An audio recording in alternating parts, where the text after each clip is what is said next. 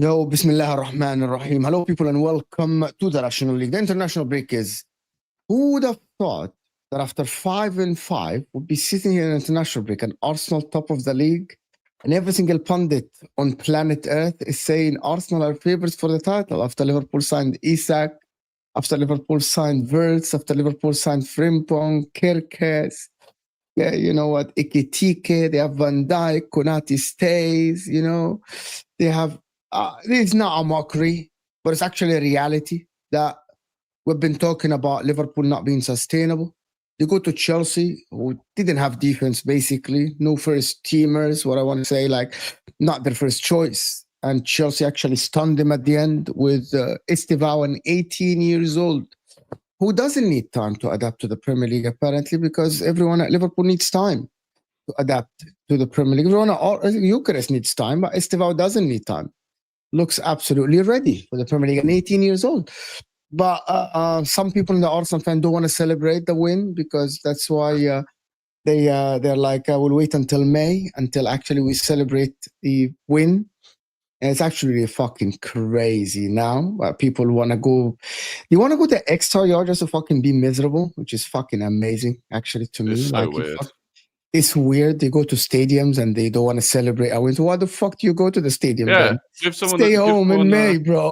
Yeah, give a ticket to someone that might actually enjoy it and celebrate the win, and then you can just turn up on the May the 31st. And if you win, you celebrate. If you don't win, you fucking just moan and complain all the time in front of the stadium. It's absolutely weird. I actually like, yesterday I wasn't gonna release a video, and then I see the Jimmy O'Hara when he was called a Muppet by an Arsenal fan on TalkSport. And then I saw the Yardman thing, and then he was like, Robbie, I'm not going to celebrate it. What?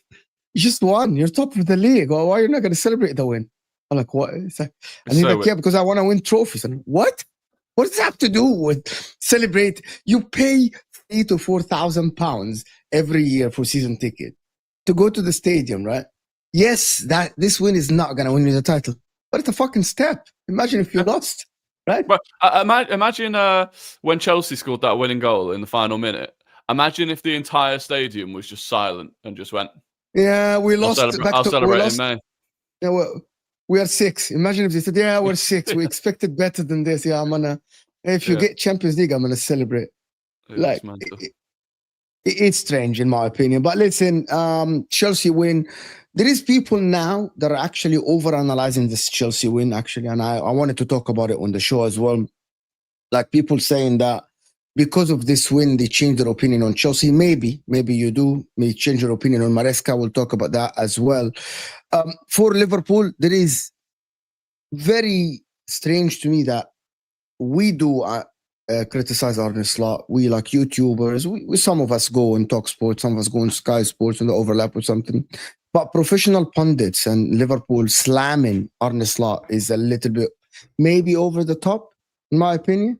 Like saying that he's not a good coach, he cannot manage personalities, he cannot manage big players. Actually strange a little bit, but we'll talk about why Liverpool don't look as good as well. Wanted to speak about Man City going under the radar now. They're like 1 point or 2 points off Liverpool. Are they now title contenders, as people say? Do they have the squad to do it? Hit that like button, guys, if you're here. It's going to be the Rational League. It's going to be an objective talk. It's not going to be rage baiting. It's not going to be any of this shit. So hit that like button. We got Rory, of course. Rory talks football. We got Dan, of course, Chelsea. We got Fozy, LFC Red Forever. Staff is joining us.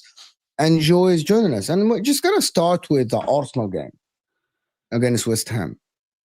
How controlled was that? Oh, by the way, has anybody here, before we just move this out of the way, anybody here think that the penalty was not supposed to be a penalty? The contact is outside, all this talk. I mean, in real time in the stadium, I didn't think it was a penalty. From where I was at, I couldn't really see like exactly where it was, but it definitely looked like it started. I think the big thing was where he planted his foot. You know where? So like he's holding on to him as they go into the box, and then Juff plants his left leg inside the box. And that's the bit that they kind of both fall over. So, yeah. I mean, I feel like because of the one that they took off. I think it's not controversial at all. I don't think it's controversial at all. Like to be honest with you, because I have a channel with Hussam, right? And I don't think it's controversial at all. He's like, the contact is outside, but the contact goes inside.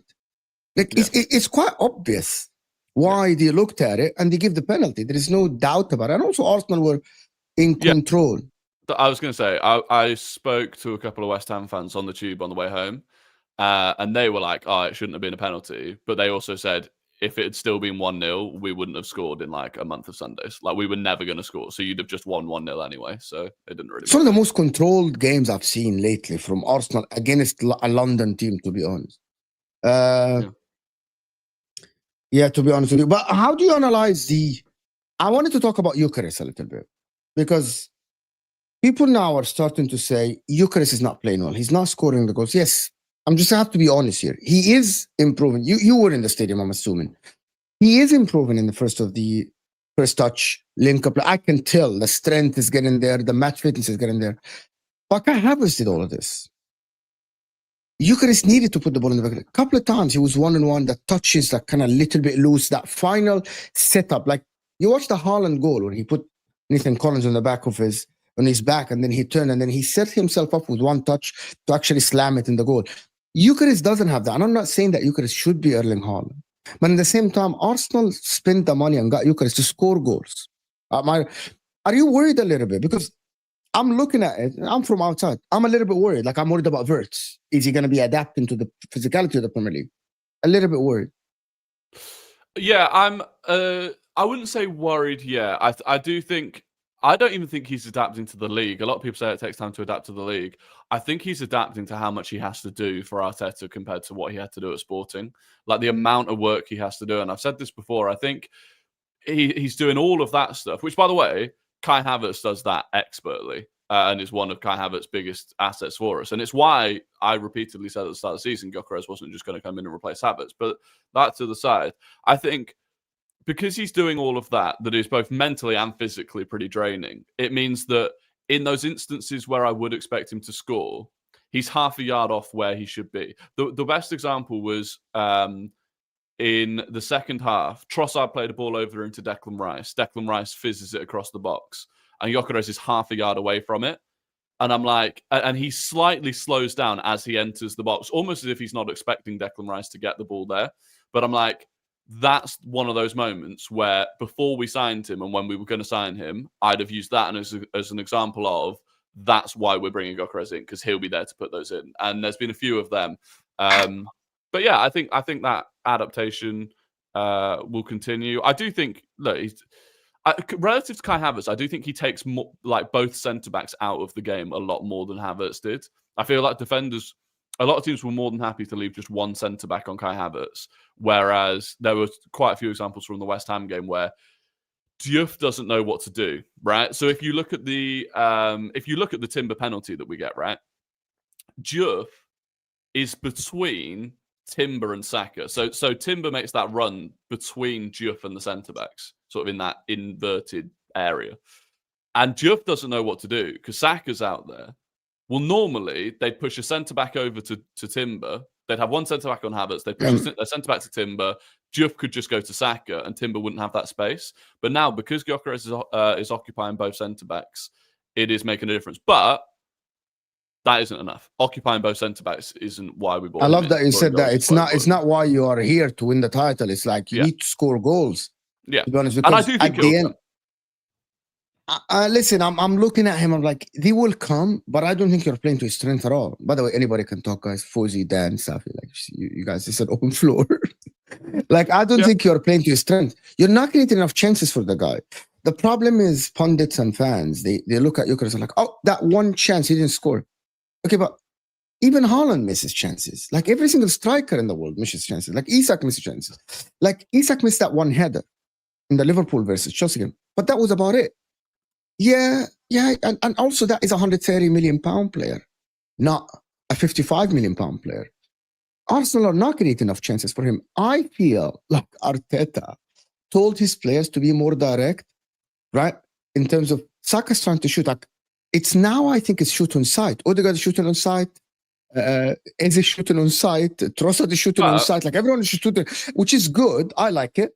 If you're watching Arsenal, I like it because Arteta back in the, like I criticized Arteta many times about that many triangles of passing, overpassing the ball, you know.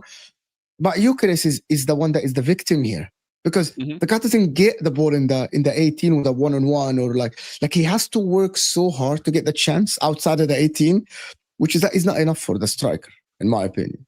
I agree, but we have scored the second highest number of goals in the league. So as an example, right? The first goal that we score, Eze shoots when he could square it to. He could go across the box to Gyökeres. Gyökeres makes the first run across the box, right? Eze shoots. The rebound is put in by Rice. Well, you could have tried to put that on a plate for Gyökeres instead, but the way it worked out was you have a secondary runner coming in for the rebound as well, and you score that way. And so it's like, I don't mind us not necessarily just only trying to create for Gyökeres if the goals are coming from elsewhere, which they are coming from at the moment. And I'd say, to be fair, I don't even think City created that many chances for Erling Haaland. He's just a freak. Like yesterday, no, they didn't. Not this season. No, like the goal he scores yesterday, that wasn't a chance created for Haaland. That was a ball lumped up to him and then just let him do the freaky stuff that he does. Like Gyökeres isn't going to do that, by the way.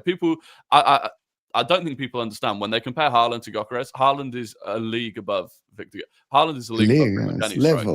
Levels. He's a league above it. Yeah. So if you're expecting Gyökeres to do things that Haaland does, you're going to be disappointed all season because he's not going to do it. Yeah, but you're watching this. But to be honest with you, I'm going to ask you something.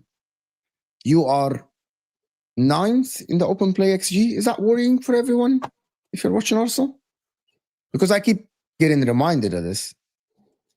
I didn't actually know that it was 9th, but no, not really. I'm gonna actually get you that. You know what I mean? Open play XG. StatMuse is like XG open play XG from Arsenal. Here you go.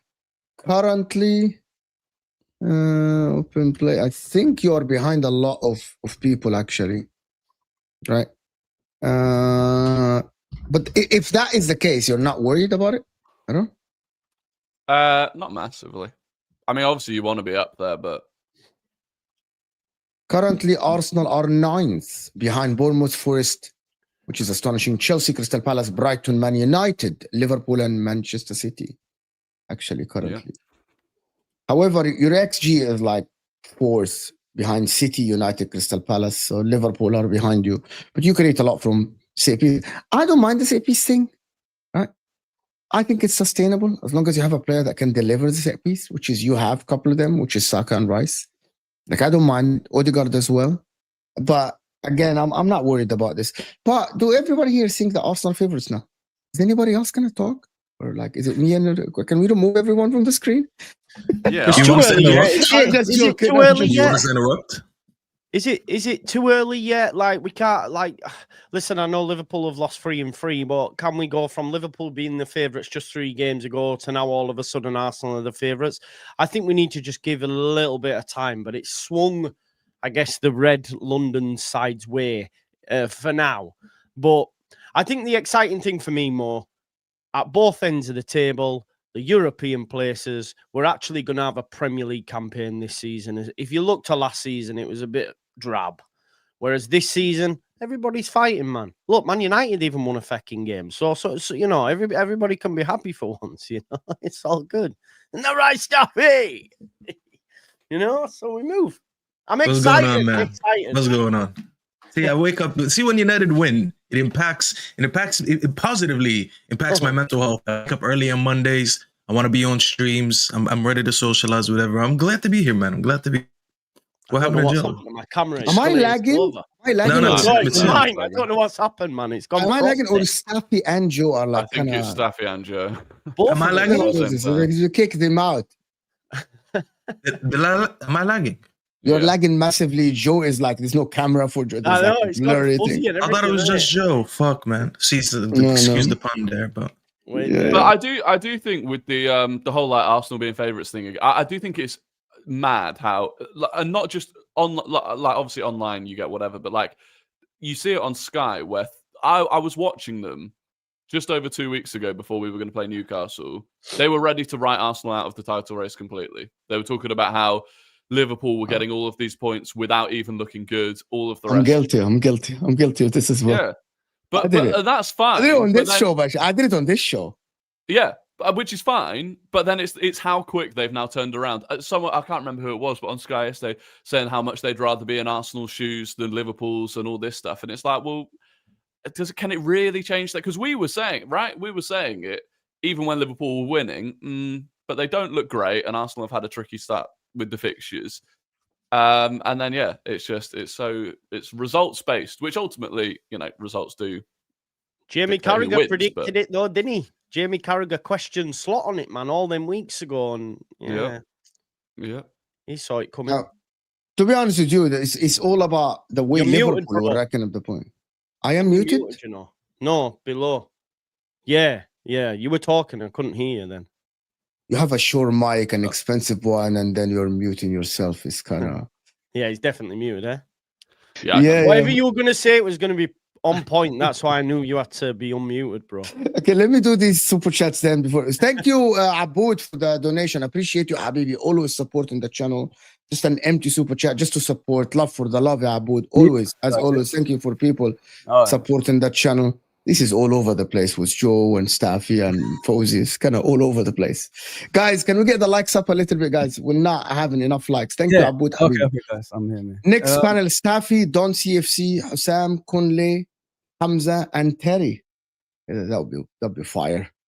Don. But you already have Staffy, Don, and Terry together on a panel. Can add Hamza to this, yeah? Fantastic.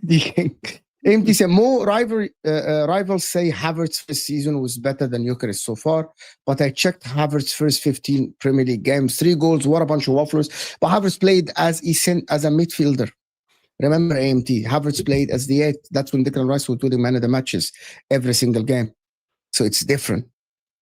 But I'm not going to say anything about Gyökeres yet because Arsenal are winning. So it doesn't matter.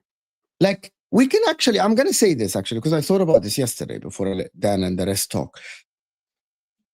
Man City, only Haaland is scoring. You know, the rest of the team scored 1 goal for City, if I'm not mistaken. Right? On the pitch yesterday, people scored 1 goal. That's what the commentators were saying. So it goes both ways as well. But Arsenal, everyone else is scoring. So why it's not worrying for City, but it's worrying for us? Let me... Hamid, thank you. Hamid, why is an Inter fan here? Wallahi, build your own channel, Hamid. Talk about the Premier League. And then you watch me talk about Inter as well, Hamid. Not here, to be honest. But thank you, Hamid. Always supported. I know he's joking. Go ahead, Fawzi. No, but You worried, Fawzi, about Arsenal now. Huh? You're a Liverpool fan. You were kicking your feet up as well, like Osam. You all were like, oh my God, the league is over. I was good. I was good until now. You know what I mean? But You weren't I worried. had my reservations as well, didn't I? I did tell you guys in this show, actually, I said, and everybody gave me a side eye when I said, when we get the new players, I want them slowly to be integrated into the team, so like starting them in the beginning of the season. And now, you know, we can see what's happening. But in regards to Gyökeres, everybody's talking about him like not scoring, he's not doing much and all that stuff. It's only 6 games into the season. He will improve. And you know, isn't it wonderful for Arsenal? They're playing like this and they're top of the league and they still got a striker that can improve and score goals for them eventually. That's frightening that if that's what's to come. Welcome to the Russian Why- league. Why is that guaranteed? Say that again, bro. I couldn't hear Why you. is that guaranteed? Why is that I don't guaranteed? know why is it guaranteed. That's all. Why is it guaranteed? It's actually a very good question. It's the same question for Liverpool. Because you know what it is, bro? We do that with all the signings. Like, let's just not When sit it here and clicks, pretend that signings don't Liverpool, Exactly. when You're it looking at clicks, the you're Yeah, looking at he's lagging, right? There's He's a lagging. who? there Am is I a lagging reason. again? Yes, bro. You're lagging 100%. You Bro, fuck can't this hear us. internet, bro. I don't even know what's wrong. There's a reason that's set up, though. The reason that's set up is also from a Liverpool's perspective is, and also when we get cooking with Isak and But Wirtz, that's his point. you know what But I that's mean? his point. His That's his angle. point. But that's that. Every time I speak to a Liverpool fan, it's Sam, Ram, Rack. When it clicks, and I'm like, what's guaranteed that it clicks? Like, what if it doesn't click then? Like, what happens? What about then? when it does? What about when it does? You know what I mean? Because this is what I'm saying. They're playing well now. They're playing well now without that striker. But there is still time for that striker to, you know, be, you know, the striker they want eventually. That's what I see in the future. You don't buy someone for that much money and expect him to do nothing. He will have a run of games that he's going to score goals eventually. All these doubts and all this stuff, it's kind of strange because we've seen this before. We've seen that strikers take time and eventually start scoring goals. That's football. But if you're looking at it in a negative way all the time, and that's how it's going to be. But I can see Gyökeres scoring a lot of goals. I honestly can. I know he doesn't look like the player that you want him to be now. There's one thing coming from the Portuguese league to the Premier League. You know what I mean? You're facing different defenders. You're facing different goalkeepers. It's difficult in the Premier League. It's not a forgiving league. It takes you time. I've seen it so many times down the years. It's not. It's the kind of league like, you know, maybe after 10, 12 games, then you're going to find your feet eventually and then score the goals that you want. That's how I see it, man. Listen, as long as you got improvements, you know, to go towards, that's the best thing. When you think you're the finished article, that's when you start making mistakes. That's how I see it anyway. Does anybody look at this Arsenal team and say this is the most complete team in the league? Yeah. Yeah. It's the best squad they've had for years. And Oh, I genuinely believe they have a player in every position that can win any type of game. And they might have that twice as well in the squad.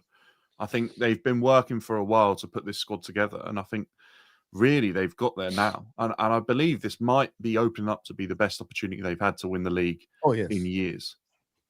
Yeah. You know what I heard this morning when I was driving, actually? I think Alan Shearer said that if you compare the bench for the West Ham game last season to this season, there's only like 2 players that are the same or something like that. And that just shows you when they're able to bring off like Zubimendi off the bench and stuff. That as a squad now, they've got all the parts. There are no excuses anymore. And Arsenal fans will tell you that they've got to win it this time.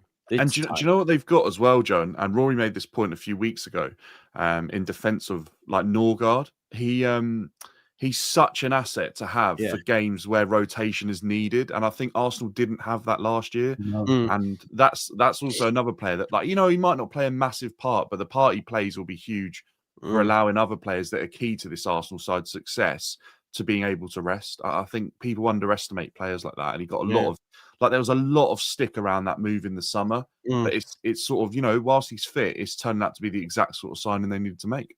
And he's happy to be that player as well, isn't it? Yeah. He's happy to be That's the that. most important thing, yeah.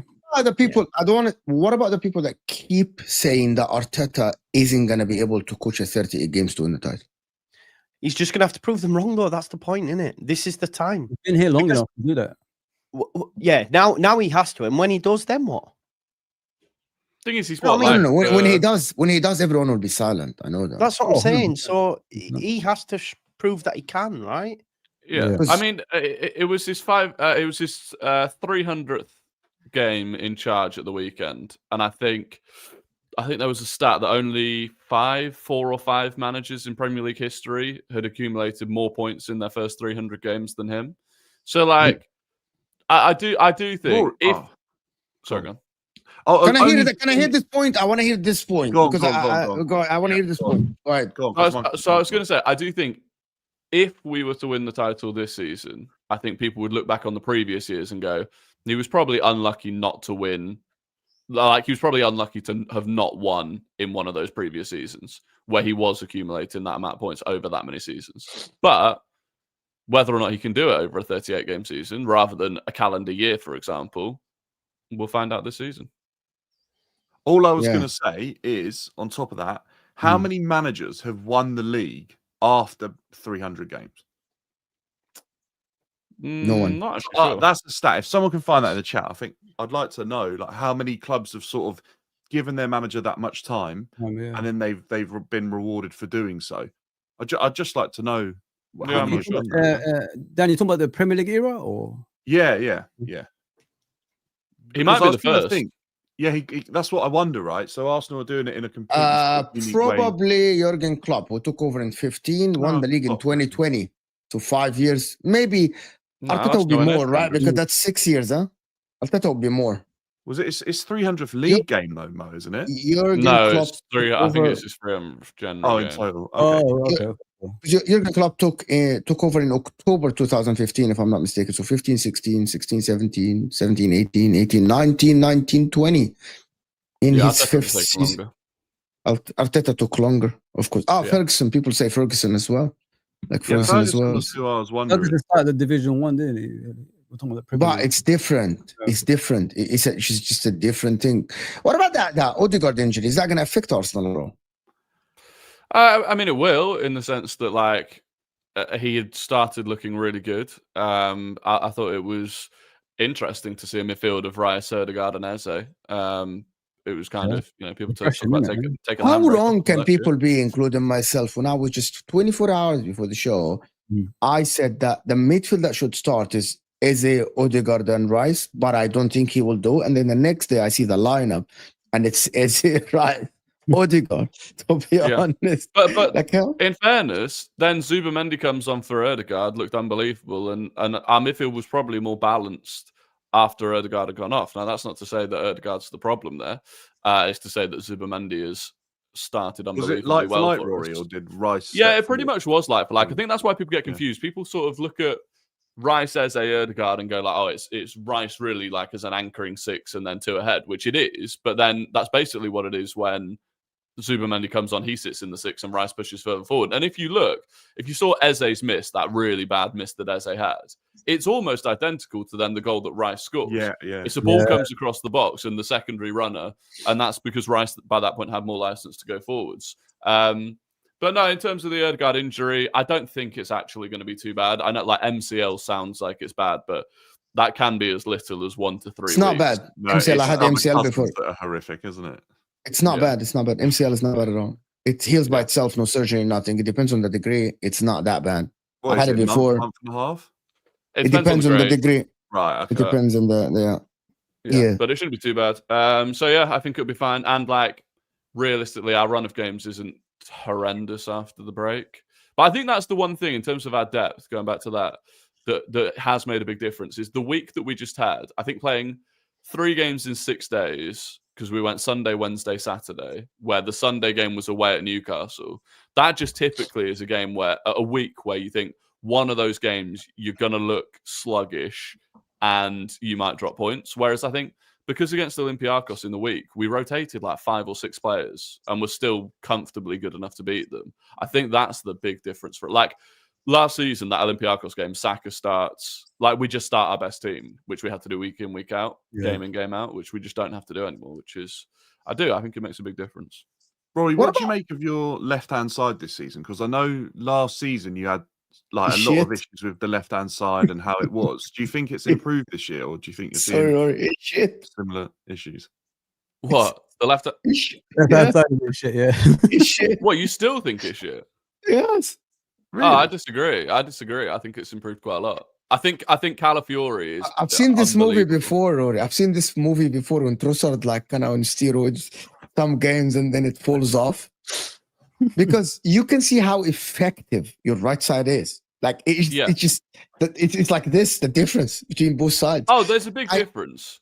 But that's my point. Like the field is so tilted towards the right side. Like I don't think it's as tilted now as it was last season. Like we are creating from the left.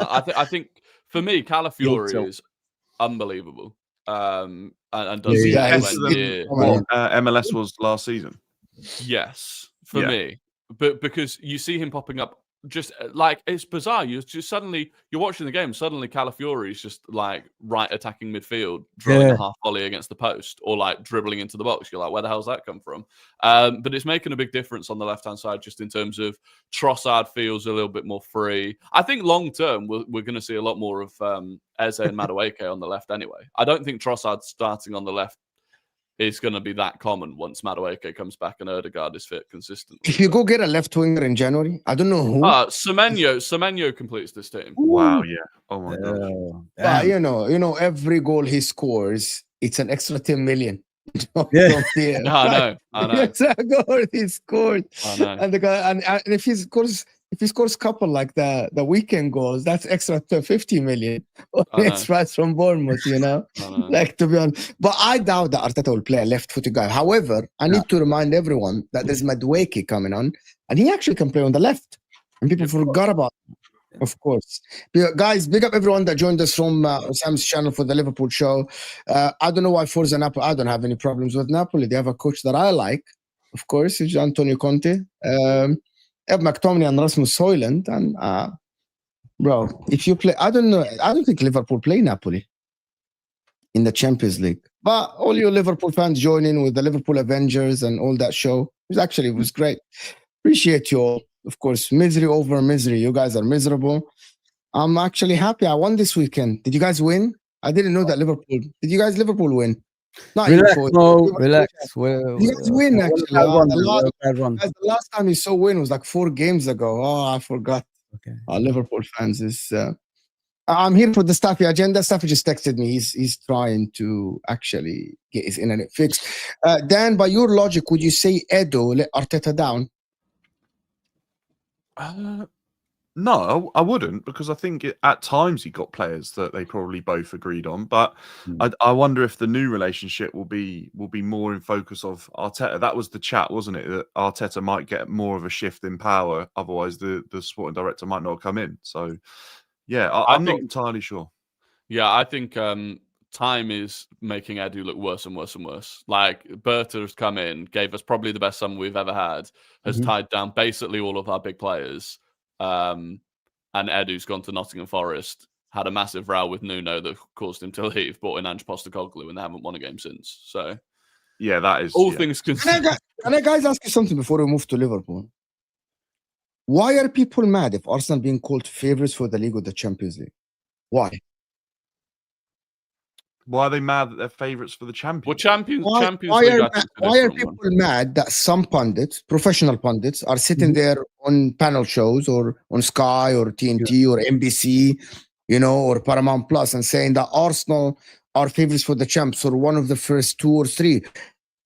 I know that sounds crazy. They haven't won anything, Mo, so people get annoyed that sort of that statement comes without any evidence. But I think if you look at the team, I think the point around the Premier League is definitely fair.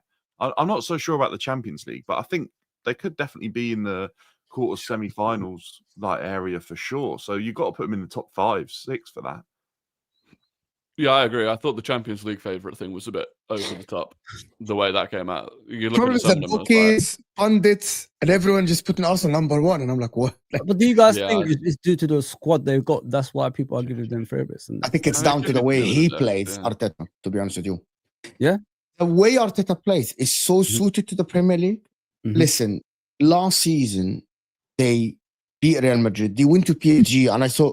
They played, okay, to be honest, we played PSG, Inter, and we got like pumped, you know what I mean? Arsenal played PSG, they lost, right? But they had a good game. They weren't pumped like, for example, you guys played PSG and Alisson was man of the match.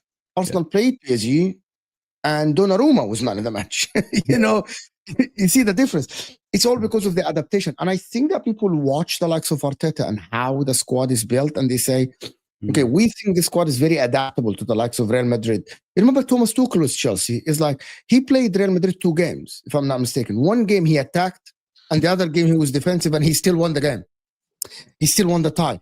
It's all about how coaches adapt in the Champions League. And by the way, Thomas Tuchel before that never won the Champions League. Chelsea won it in 2012 with completely different players. I think there's only one player, which is Azpilicueta, that won it in 2021 from the team that won it in 2000. Okay, hold on. Azpilicueta was not in the 2012 team. There was no player that was at Chelsea that won the Champions League, right?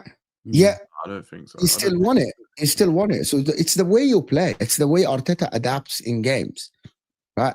I think, Go ahead. No, I think because people are disingenuous about Arsenal in the first place, then when it comes to being honest about Arsenal, people are using disingenuous. So, like the PSG thing is a great example, right? Normal people looked at that tie as a fairly even tie that was won on moments, right? Realistically, moments from Donnarumma, moments from them in the attack. And that was with Arsenal having huge players missing. The entire spine of the team, Gabriel missing, Havertz missing. So I think normal people look at that and go, okay, so it was very plausible that Arsenal could have beaten PSG last season. So therefore, this season, where they are stronger and have a stronger squad, it's plausible that they would beat PSG this season, and therefore it's plausible that they would win the Champions League. I think that's why. I think and again, same with like the fact that Arsenal haven't won, so therefore they cannot win. That's just not a thing. Yeah, that's the logic. It's like Arsenal can never win because they have never won it. Yeah.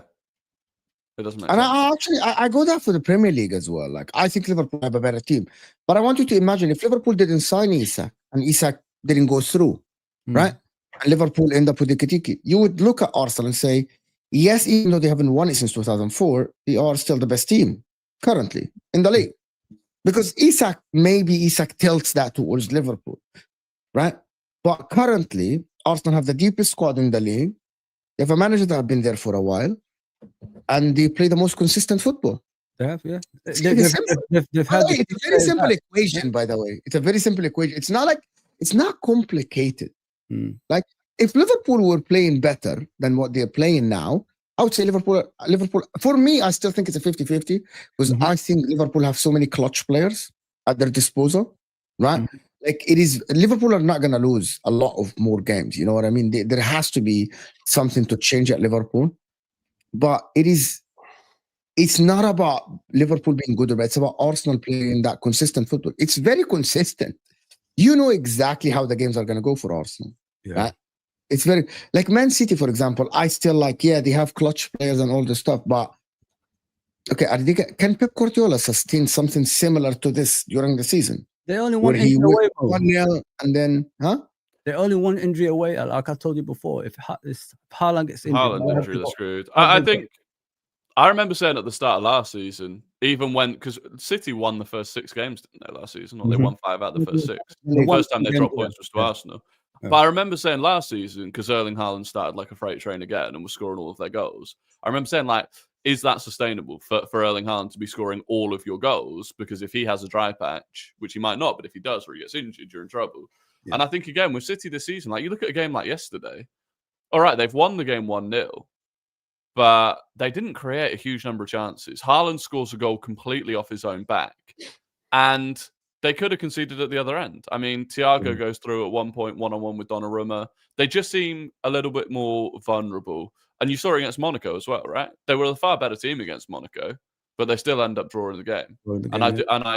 I think there may be too many of those games this season where they drop points in games where they're the better team but don't kill the game and then concede something silly. I thought, Rory, they looked better when Rodri was on the pitch. I thought they were more possession keeping and he gave them more balance in that midfield. Well, because he's different, because he kind of dictates the game, you know, which is, by the way, I thought it was similar for Arsenal. When Zubamendi came on the pitch, it looks like the passes are more crisp. Zubamendi knows where, okay, this attack needs to go from the right, this attack needs to go from central, this attack needs to go from the left, because that's a DM's football IQ. I think Caicedo does this for Chelsea as well. Like, he dictates where is the next play going to happen. Is it right? Is it left, central? Rodri left and Nico Gonzalez, yes, he looks okay, but he's not Rodri. And it's not about the athleticism. It's about the like, where is the ball going? The next one. Like, they see where the weakness for the opposition is. That's Zubamendi, that's Rodri, that's Caicedo. They see that and they dictate where the ball is going. I'm not going to write City off because freaking Pep Guardiola can find a box midfield or something like this and he can win the league. He did it with the treble season. You know what I mean? He did it when the four-peat against Arsenal, when he literally, in the second half of the season, they were absolutely fantastic and amazing. But I want to go to Liverpool a little bit before Rory. I know that Rory has to go. Yeah, we did that. I bet MIkel Arteta watches Mo on social media. Why? Because I defend MIkel. Because I defend MIkel Arteta and I believe that MIkel Arteta is a good coach. People can't believe that an Inter fan just thinks that MIkel Arteta is a good coach. Got to be an agenda. No, I think it was because of. Do you know why I think? If no one ever asked me why do you think MIkel Arteta is a good coach, ever. They just think I like him because he coaches Arsenal. It's a very simple answer. I like coaches that have sustainable way of playing the game, that I can read the game and analyze it every game similar. Frantic football for me is not the way to play.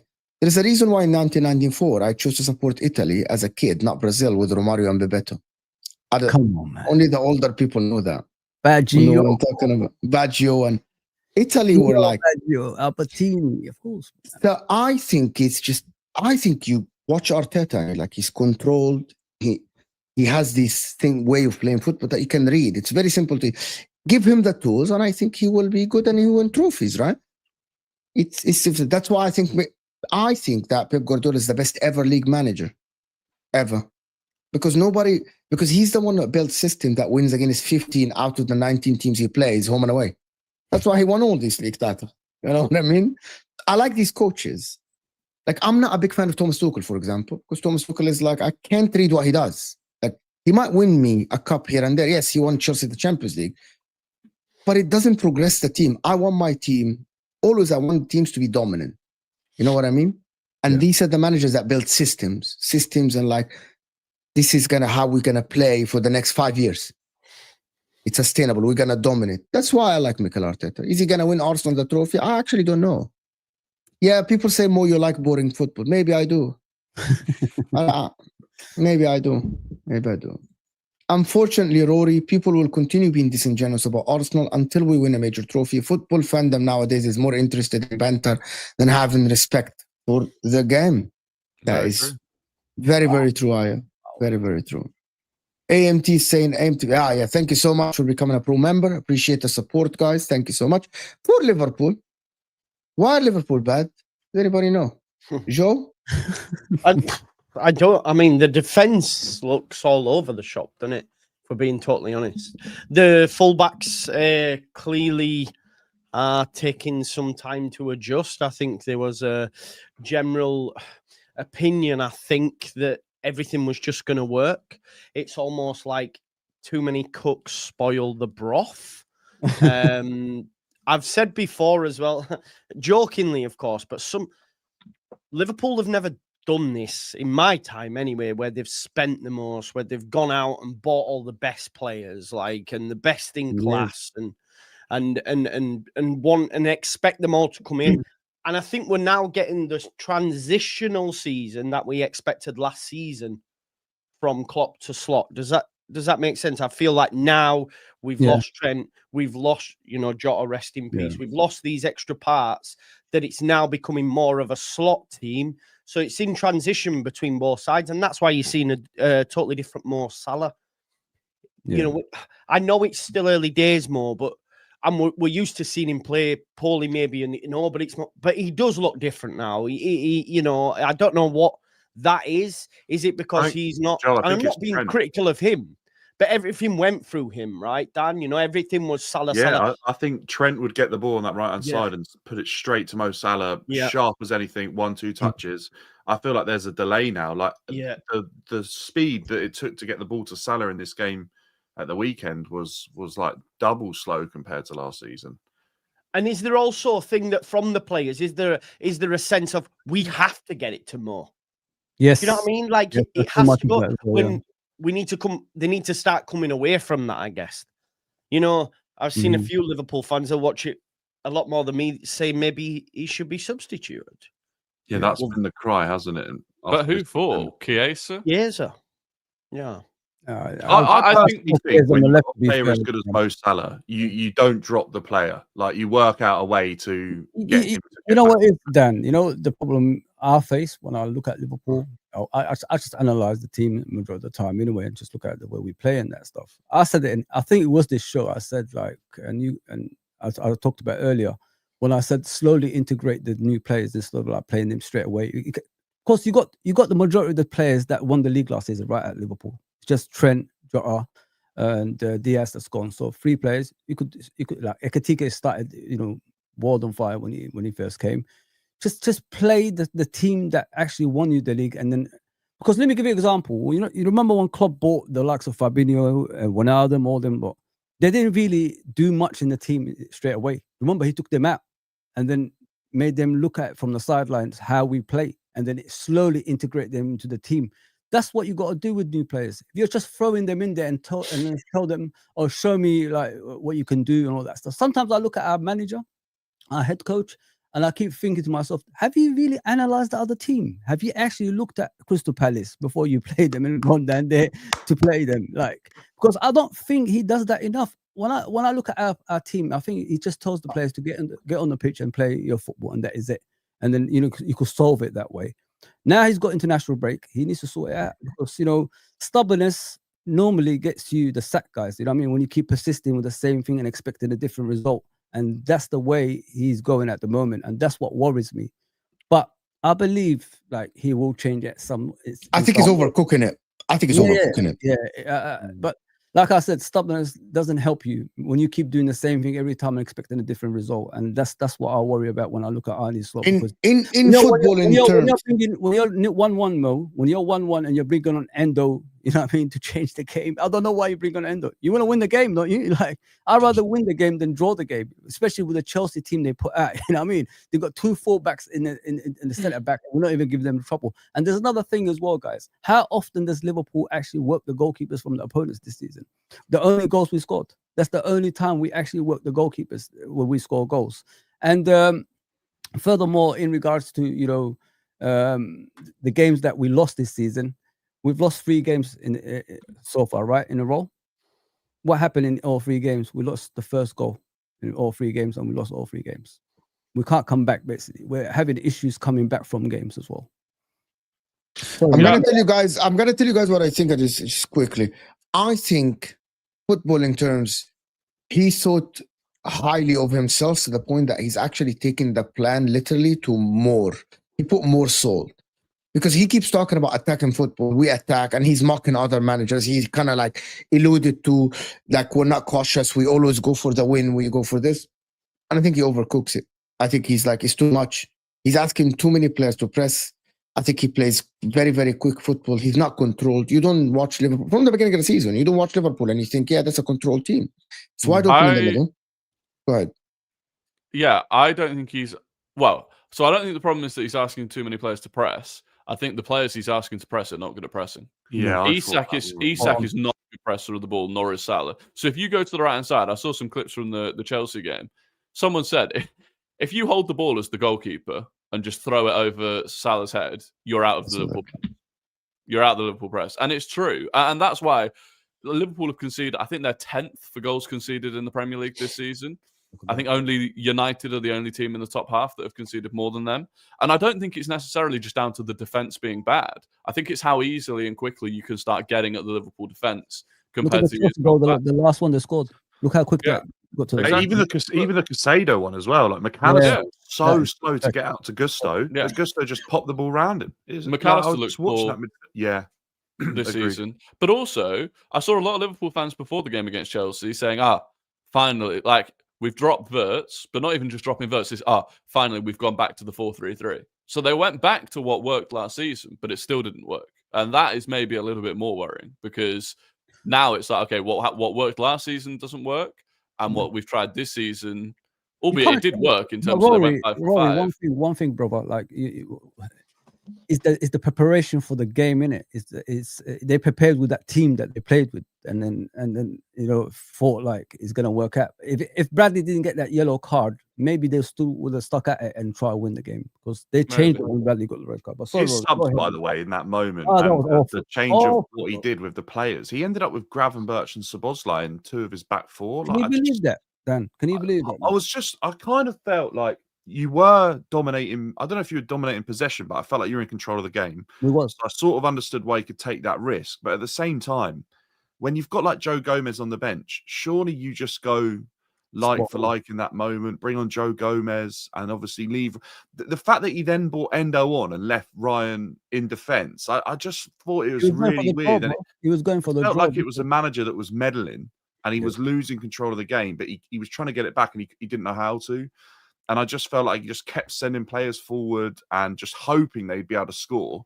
They didn't, and obviously got caught out on a counter attack, which was actually really impressive, fluid football from Chelsea.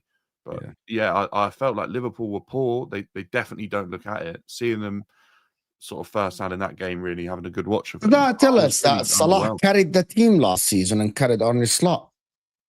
We did. They did, didn't he? Well, he did, obviously. Because Why are you laughing, Joe? Why are you laughing? I didn't say. But he did have a couple of players score. Like Diaz is a big midfielder. Gakpo came on as well. Don't forget, Gakpo scored about 10. Gakpo scored a lot of Yeah. goals. Yeah. I think in big moments, obviously, Jota was the man that Slot could rely on. I think that they've definitely lost some big characters in the dressing room and on the pitch. And I think they have a fair excuse. I can't imagine what that dressing room would be like to be in. And I think I said this the other day, it could be slightly wrong to expect Liverpool to be the same as they were last season. It's obviously even harder to maintain and retain a trophy or the league anyway without everything that went on. And then when you add that into the mix, I think it becomes incredibly difficult. This way, please, brother. Like, I'd rather be, doing these things that we're doing now than at the end of the season when we're actually trying to like go for the league title if we're still going to be in it. I mean, make the mistakes now, but solve it as soon as possible. That's where the big money comes in for this head coach. You was good when he wasn't your team, and you did what you did last season. Now this is your team. Now start doing something. I want to see different kind of. I want to see a style of play. I don't even know what our style of play is. Someone told me Arne Slot football. What is Arne Slot football? Are we attacking team? Are we transitioning team? Are we defensive team? What are we? Because I don't know. Yeah, but I feel like he is definitely quite a pragmatic manager in that sense, though, isn't he? He'll address the game as it goes, and he'll try and find a way to win with his changes throughout. And I think that is his style, because as much as it might not be a system on the pitch that's replicated every single game, his approach to football is to see how the game's playing out, and he tries to address it. All right. No, that's a good point. I gotta go. Yeah, no, you're gonna go. Sorry, see you, Rory. For Liverpool, I still think that there's people that say that Liverpool might not be fixed soon. Joe, what do you think about Liverpool? I'm gonna put you up here, even though you didn't win against Spurs at home. I gotta talk Leeds a little bit. Yeah, we got got relegation battle. No, we're not in a relegation battle. Don't worry about that. Nah, of course. Yeah, with Liverpool, I'm not too sure what to think right now, mate. Like, they're going through a poor run of games. It can happen. They're still only a point behind Arsenal. So let's not throw the baby out with the bathwater. But they were conceding a lot of chances on their goal from the start of the season. We saw that from the first game against Bournemouth, and I don't think Konate's looked great all season, if I'm being totally honest. It's like Van Dijk, and that's it at the minute. That's all it seems. Kirkez has looked ropey since game one, since that Bournemouth game. And a lot of people say, no, it's about emotions and that. And then he gets brought off, I think, in the Champions League game. He gets an early yellow card, and Robertson has to come on. So that's not obviously worked as much. So defensively, they've looked a bit all over. They're missing Trent. As mad as that might sound, they are missing him. I'm even saying that, bro. Yeah. They are missing him and that connection he has with Salah. I just think last season was like a lightning in a bottle, right? Everything just went amazing for Liverpool. Everything went as good as it could have done in the league. And this has been the first real test, so we will have to see how Slot comes through this, right? This is his first real test. It's his first real test. It's not always sunshine and rainbows, and it's the Premier League. The Premier League is the best league in the world for a reason. You know, I'm just excited as a neutral to see that we're going to have battles for Europe, battles for the title, and battles to stay in the division as well, you know? And that's why we watch this, right? Yeah, so we'll have to wait and see. I am so happy that Liverpool, like, to be honest with you, I'm just so happy that Liverpool are not walking the league. Yeah, same, bro. And I don't mind Liverpool. I said that many times. I expected that people think, oh, you hate Liverpool. No, I don't. I just want to watch good football. I want to watch good football. Because on paper, Liverpool should be walking the league with the amount of talent they have. Like, I was talking to Liverpool fans earlier in the transfer window, and even here on the show, we were talking about even if Salah produces 70% of his output last season, with the talent they add, they should probably walk the league. Arsenal are going to go about their business and try to win games. City as well. But I didn't expect Arne Slot to look like this. I expected him to stick to what worked last season. He's not. But also there is a factor that we all know this, right? Especially older people like us, me, John, and Fawzi, not you, them. At a certain age, you hit the slump instantly. It happened to everyone that played football, right? Instantly. You don't see it. Even Jamie Carragher was speaking. What age is that roughly? It depends. Jamie Carragher was speaking about this. He's speaking, there is 1 year where he stepped on the pitch and said, I cannot play the same long ball. And he said, I was good in preseason.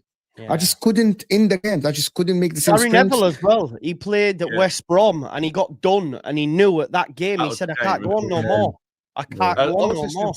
I was listening to Scholesy actually, because Scholesey's the one that retired on that thought. And then he came back 6 months later and he said he completely adapted his game and he obviously prolonged it and then won another league title. But he said that there was a moment of realization that it was obviously different. And then obviously the shot is not the same. The pass is not the same. The weight behind the long ball is not the same. Bro, I felt it at some point. I felt it at a year where I was playing and I'm like, okay, now I have to adapt. I can't play the same diagonal ones. I cannot shoot the same. It just joins. Maybe that is what happens. And people don't realize this. It happens to footballers as well. And they speak about it, right? I'm watching Salah. I'm like, why are you off balance all the time now when you're shooting? Well, how did you go from last season being the best player in the league to now, okay, you're off balance every time you're trying to shoot? It's like, it doesn't make any sense. Your passes don't look crisp, right? Van Dijk hasn't. I think Van Dijk still looked the same as last season. I don't know. I actually saw that cross. I saw that cross from the right side. It normally blocks there, but this game, yeah, there were a few moments that I looked at Van Dijk, and obviously there's that picture, isn't there? That's become the meme off the back of it, where he's sort of sticking his bum out to block the shot. Joe, that giggles killed me. Actually, it's funny not. Though, isn't it? It's not. It is By the funny. way, actually, it is funny. But I watched the goal again. It's not. He's not. He's trying to block the pass to Malo Gusto, who's making the run. But people took the still image and made it like he's showing his bum, but he's not actually. He's actually. It's doing. No, I know it's just the cutout picture, isn't it? It's just laughing at the I'll be honest though, I do think it's a really weird movement. He's got side on in that sort of shape, and I don't know if that's the position I'd be taking up in that spot. But Van Dijk's a way better defender than I'll ever be. But I don't really think he helped affect what Caicedo was doing on the ball. I think Caicedo got that ball, always knew he was going to shoot. And I think Van Dijk probably could have read that from his body language instead of turning side on. I then also felt that for the goal that won the game, they're calling him Cardi B. Cardi B. It doesn't look good. I got to be fair. That's the first time I see this. Cardi B. Oh, that's brilliant. Sorry, Dan. Apologies. That was that's a bit of a joke. That is just on the goal that won Chelsea the game as well. I thought Van Dijk was incredibly unaware of what was unfolding around him. He just sort of followed Mark Guy ever so loosely, just away from where the pass was going to be played. And Cucurella put it straight through the path where Van Dijk was. And I just felt like Van Dijk wasn't truly at it as well yesterday. And I don't know whether that's been on repeat all season, but I don't look like the player that. Yeah, so to be honest, Dan, before Fawzi comes in, He has a fullback that keeps getting done every Exactly. time he Yeah, plays a yeah, tough yeah. game. He That's what must I'm be saying. livid. But Exactly. if you watch that goal back, you'll see him he doesn't appear to be switched on. Like he's normally very alert, he's reading everything. And I just felt like he Figure out, sort yeah. of wandered with Mark Gee, who is a striker that, you know, he's probably not going to get an opportunity in that moment. He's a young kid, he's inexperienced. I know Estevao, you could say the same, but I didn't feel like Mark Gee was ever going to become active in that scenario. I always felt like, you know, back post in that situation is always dangerous. And Van Dijk just sort of wandered away from the passing lane. It went straight through the space he vacated, and Estevao was there.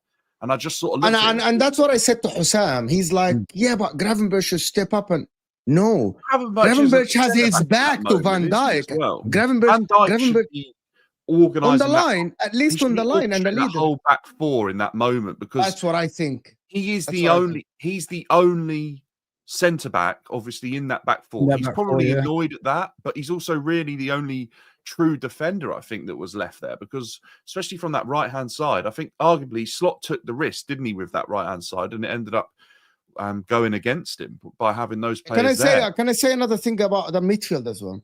Mhm. That midfield of Liverpool, regardless of who plays, looks like it's Gravenberch carrying that midfield and no one else is contributing to anything. Like, suppose the best games this season came when he played right back, not in the midfield. Yeah. You know?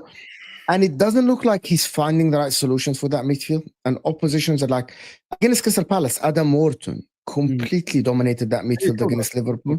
He killed us. Yeah, what do you guys expect when you're chopping and changing that team every single time? You know what I mean? Yeah, the reason he won the league last season, why? Because he was consistent with his first team. That's why he won the league last season. This season, he's chopping and changing because he's got new players to integrate into the team, in and out. So all I want at the moment, if we want to get back to basics, like keep a consistent team. I mean, as long as we've got identity on the pitch that we could win, I'm happy with that. You know what I mean? This is what we need to look for now. We've done this chopping and changing, you know, putting Szoboszlai right back, midfield, and, you know, putting Gravenberch as a centre back. That doesn't work. We already know that now. Now keep your consistent team and push forward. But McAllister is not performing. It might not work. I don't think he was bad in the game. I don't think in the Chelsea game he was as bad as the other games, to be fair. I thought he had more. He was so more control in that game. I said that many times, Dan. I swear. I said that many times. Off the ball, McAllister is slow to get around. He's like Enzo Fernandez. He's always been like that. A little bit. He's always been like that. He's always been like that. You know what I mean? Well, I can't change him. You can't have I can't put pace on him right now. But that only works if you're dominant. That only works if you're so dominant. That only works if you're manager like Maresca, who obviously clocked that he was going to be a bit of a weakness in Liverpool's side there, and he put a player like Gusto on him, who's incredibly dynamic, can get around the pitch. Everything McAllister didn't want to face. And I feel like, as much as I don't really think Gusto was unbelievable in that game, he did cause a problem for McAllister. And I think, as much as he might be a slow starter off the ball, these are valuable points that are Liverpool dropping. And you can't the thing is, guys, he's not a defensive midfielder. The defensive midfielder is Gravenberch, isn't it? So where was Gravenberch when Caicedo came through the middle? I mean, where's the enforcer there? He was to the right side, covering that right side. And then you end up playing a player that can't defend there as a centre back afterwards. Like, that makes sense. We're just all over the place.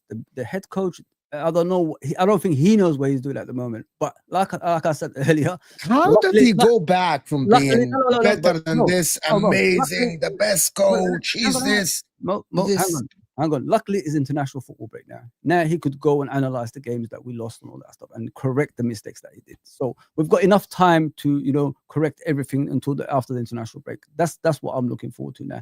Like I said earlier, I've never seen Arne Slot in this situation before. You know what I mean? Great managers come out of this situation. Can he do that? This is a test for him now.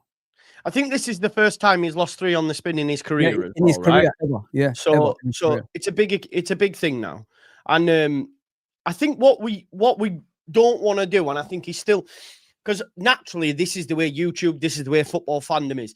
We shouldn't be taking any shine over what he did last season as well. Not the Rational League, Joe. That's why you're part of it. Not the Rational League, Joe. That's why you're part of this show. No, but my point is, right, like, he also should be given credit for not changing too much last season. Does that make sense? Yeah, but there has to come a time where he now needs to start to put his plan in place, and he'll be given time to do that. I don't think the Liverpool ownership board. You know how Liverpool is, mate. Yeah, That's how we are, exactly, innit? man. Yeah. It'll all work out. It's just I think Liverpool fans, not all. So I'm not saying anything, not all, but But it'll all work out. That's Arsenal's line. no. Well, I don't. I think Yeah. no. I think a lot of them expected to be fighting on all fronts, man. I've been on shows. They're talking about I want league and then at least a cup, and it's like Me too. this is a Premier League, man. It's not as easy as that. Does come a time, and yeah, I think this might be Arsenal's time. Do you know what I mean? Don't say that, man. Come I on. want them to do it, though, me. I want them to do it because I've defended Arteta much like more for a long time. So if he actually Me gets too, until I heard you league spell title- over a billion, innit? That's when I said, nah, man. I'm not defending. How that. much have you spent this summer? Oh, don't talk about that. please. 485 million euros. Mental. 485 million euros. Mental. Red Line Taranga's like Mo was in his 40s, 1994, so he knows his stuff, to be fair. Yeah. Red Line Taranga, I met you a couple of streams. I look younger than you, so have some shame and decorum. I'm more handsome than you. I look more younger than you. Have some shame. Who's the oldest here? Decorum. Who's the oldest here? Probably you, to be There you honest, go. Fozzie. No, bro, Probably you, he's Fozzie. one of the young ones, so he's okay. He's okay. Dan is the youngest. I know that. I know the facts. How do you know that? How do you know that? Because I know his age. You don't know my age. It's like getting beards and that now, I'm not- man. Come I'm not on, gonna out you on YouTube, but I know I know exactly what year you were born in. So just, yeah. I know your address. I know everything, Joe. Aya, thank you, Aya Habibi, all the way from South Africa for the support. Really appreciate it. Liverpool's issue is their midfield creativity and them having no creative outlet. Trent, this season, Liverpool is an attacking team, and their attack won them games. They are currently not creating enough like they used to. This is paired with this one. Howard beating you with no Palmer. Here is the problem, right, about this. When I said that Liverpool midfield last season was not creative at all, people said, you're wrong. It was Mohamed Salah, number one, with like 25 or 27 big chances created during the season.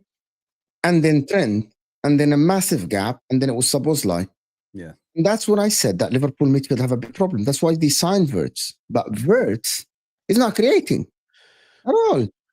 He is creating, but No, he is. He's actually got the most chances People need to created. calm down with that. He is creating. No, Dan, that's a actually, fake stat. he- He is creating. It's He a is. fake. ESPN UK fake. did it to glaze Liverpool. It's a No, fake. no, Wait, what? It's not true. He's creating or not, Dan? He is, isn't he? But people just not finishing the chance. No, I, but I no, actually feel like I- he is creating chances. He come on the pitch and he Yo, literally instant sorry. impact created a chance, and I can't I believe watched they didn't him. score from it. I don't know what people. I talk about. watched He's El Hour creating. last night. Did you know? They genuinely were making up fake stats about Wirtz and stuff, talking No. about because I had to. If you go on Twitter and search it, you'll see it, man. Doing Big some chances actual- created. Dan, big chances created. Adam Morton, Granit Xhaka, Mohamed Salah, Dave Brooks, Jack Grealish, Jeremy Doku, Cody Gakpo, I think Declan Rice, Anton Marco Stack's Correa. up there. I think That's even in the Anton league. Stack's up there. Oh. Anyway, the He's problem creating is, chances, it's just I not was- finishing off. That's the problem. I was speaking with Hussam and the Mm. guys on Lahwa yesterday. Right? I know it's a different brand of show, Yeah. but I was saying something that is true in a sense of banter, right? When you spend that money, I'm just not expecting, like, yeah, he came on and he had that chance, Dan. You said about that chance to Salah in the first 10 seconds. But that's not Wait, what you on- paid that on- much on money Opta, for. Though, on Opta, it says most chances created for Premier League clubs in all comps. Florian Wirtz, 21. There you go. In the league, he created 2 chances, Dan. No, in Three most chances chances. there. No, it's 4 now. I just looked in the league. Okay. But in all comps, it's apparently 21. On He's not. Opta Joe. They're not finishing off. No, you're misunderstanding. They're not. The players are not finishing off his chances created, mate. That's the All problem. comps, though. Not league. Yeah, but still, He is creating. I personally think he's creating. I don't think he looks unbelievable. I don't want to do too much here. I think he Yeah. looks okay. I personally, I think he looks better than McAllister this season. Oh I yeah. think, but Yeah, what yeah. Liverpool- Nobody argued. What this, Liverpool fans are saying is, oh, he's keeping us ticking. He's doing this. You don't pay 130 million for a guy to come in and keep you ticking and just do a little bit, right? And I think that's the issue here is Yeah. we all probably saw that price tag and what he'd done in the Bundesliga and expected way more. Yeah. But ultimately, I think he's the sort of player that is going to have to adapt, as we've seen a number of players come from Germany and do the same. Yeah. Can he be a Kai Havertz? I think he already is a Kai Havertz. He's failed to deliver on his arrival, hasn't he? Same with Werner. Same You with see. a number of. It's only if you really think about it. But it's Dan, only you're a really- very okay. I need to ask you the question to follow up question before you continue that. Yeah. Do you think Kai Havertz at Chelsea was a success? It's so debatable. Obviously, Debatable, he scored such a big goal, and I think when you score Yeah, a but goal, apart like from that, that goal, I don't think he was. yeah, but I think that goal on its own can elevate you to being a success, can't it? It's legendary status. I'm not saying he's a legend, but you score that goal, you get a song, you're written into folklore around the club forever. But at the same time, I think Kai Havertz probably underwhelmed at Chelsea. I don't think he was ever really... Do you think Wirtz can go on the same path? What, an underwhelm at Liverpool? And then Yes. yeah, Underwhelming Liverpool.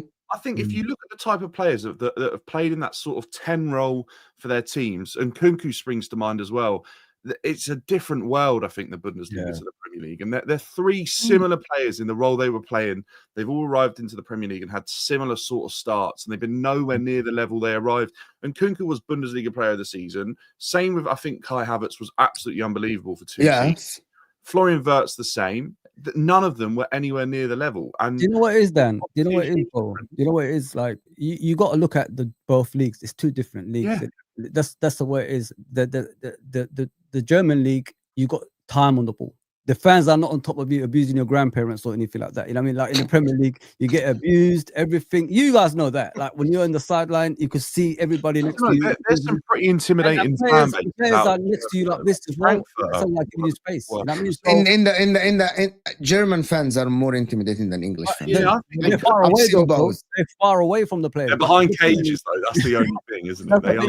They're behind like huge metal. Yeah. There is a netting fence. Yes, you're right. There's a netting. The thing is, he needs to adapt. You know, close when people are close to you. What do you do next with the ball? How do you make maneuvers? You know, past players and all that stuff. There was a moment, Fuzi, in the his very first game against Bournemouth, like in the Prem, and he got the ball, and it was like the whole attack and the whole pitch is opened up in front of him, and he sort of got his head up, took another touch, and out of nowhere, I think it could have been Semenyo, just absolutely bodied him, and he sort of so shocked that even happened. Yeah, he was shocked. Yeah, I remember that. I was like, oh wow, he's gonna have to adapt. And there was another moment in this game against Chelsea. He got the ball edge of the box and he completely fumbled. Like, did you see him dribbling, tried to dribble, and he messed up the ball? Like, and it's just like when it's not going for you, it's not going for you, and it's gonna like you can tell, can't you? It's gonna take him a little bit. I think he looks like a good player. He's only 22, man. He's still got time on his side. We need to just do the super chat and then move to Chelsea before we talk about Leeds as well. And because we got Joe here. The problem is Salah was the creator and finisher for Pool last season. That's very true. Now he's not finishing, and Wirtz is not creating. So clear out chances like not creating clear cut chances like Salah last season. That will cause a drop off. That is very true. Yeah, you're spot on, Tevin. And until Wirtz create or Isak start creating for himself, Liverpool are not going to get better. They're not going to get better. The chances, and also the defense is wide open. If he's asking Gravenberch to go up and press and play high on the pitch, who's defending then? Would anyone argue as well that I'm not saying they necessarily look better, but do they have a problem now on their hands with Isak and Ekitike? Because I arguably feel that Ekitike might be a better fit to them as a club at the moment than Isak looks. Because I thought and he normally always looks good against Chelsea, at least in recent years. I feel like they just didn't need both. They should have signed one for 90 million and sort of saw how that went for a season, or at least 6 months, or 3 months, get to January. I honestly think with Isak, it's just time. We'll just have to give him time to be ready because of lack of obviously preseason to integrate with the team. I feel like Ekitike is the sort of player that he's more similar to someone like a Firmino in the sense that he'll drop off, he can link up. He's obviously been clinical as well, and I think that's a good fit for this. But you are saying this for this season, okay? But you're saying this for okay. I'm gonna tell you. But based on how the summer went, Isak suits the team better. Yes. Let me tell you what I mean by that. Because I have an explanation for it. If Salah is the top assister and creator last season, right?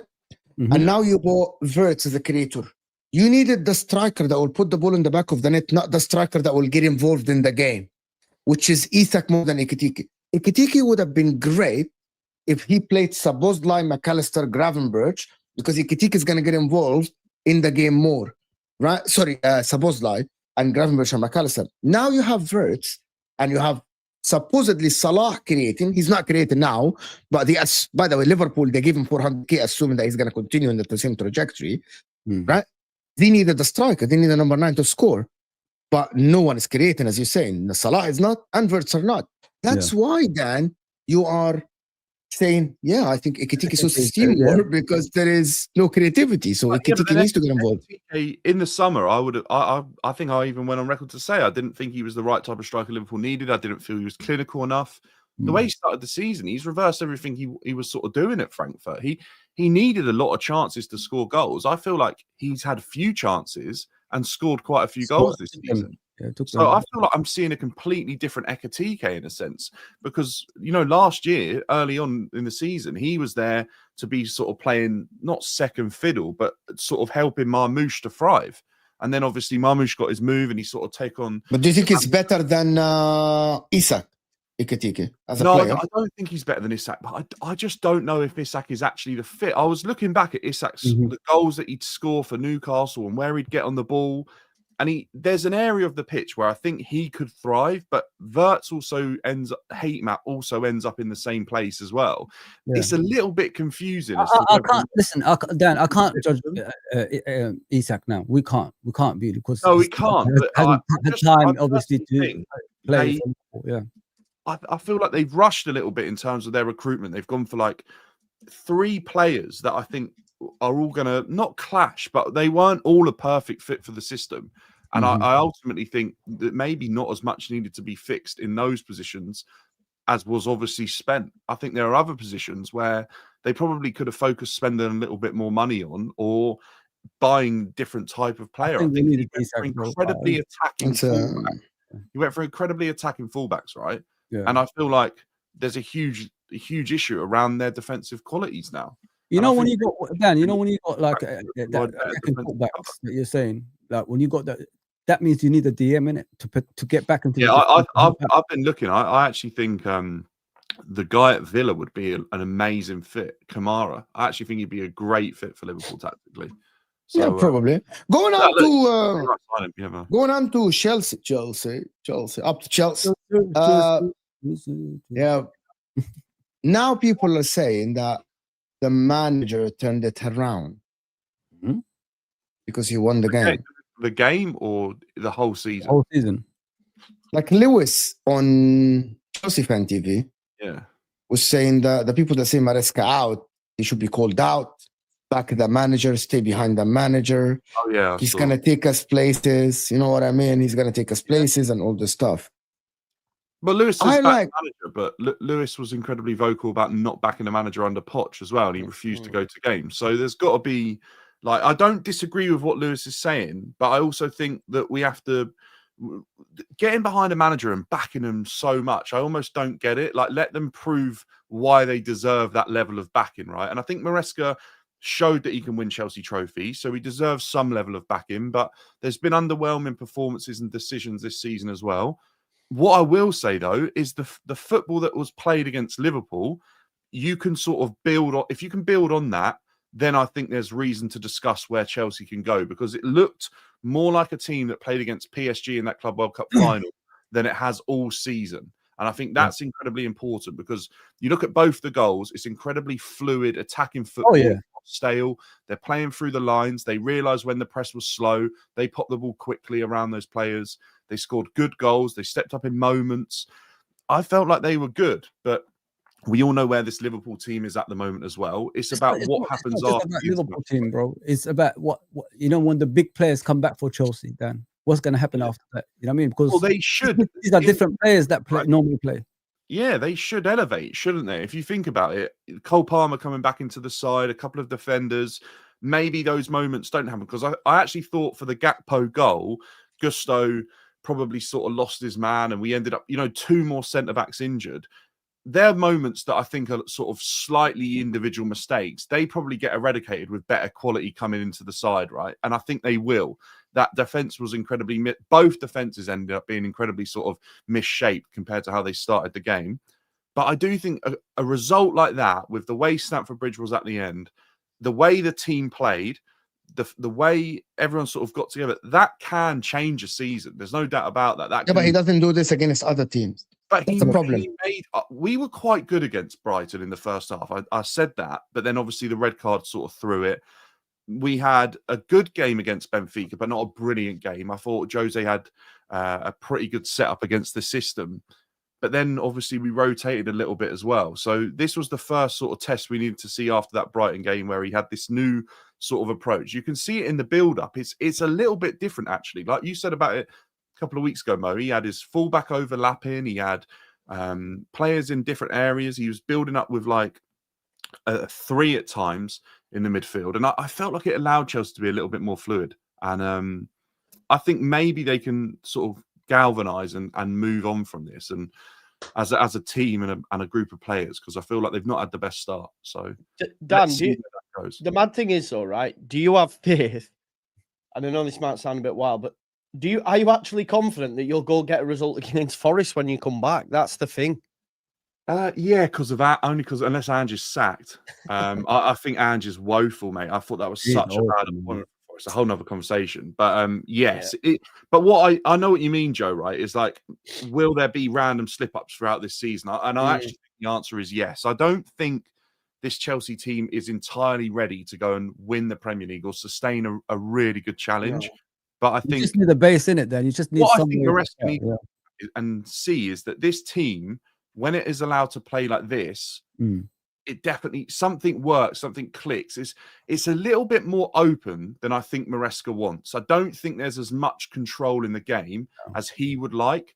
But I said it before, when he was coming in and he took over from Poch in the first few weeks of last season, when Chelsea started off really well, I actually think he kind of found a blend between Poch's really open style and then Maresca's control. And when the two were sort of, one was moving away from the other, somewhere in the middle, I think he found this really good blend of open, creative, fluid football, but with a little bit more restriction than what Poch was putting on these players. And it looked really good.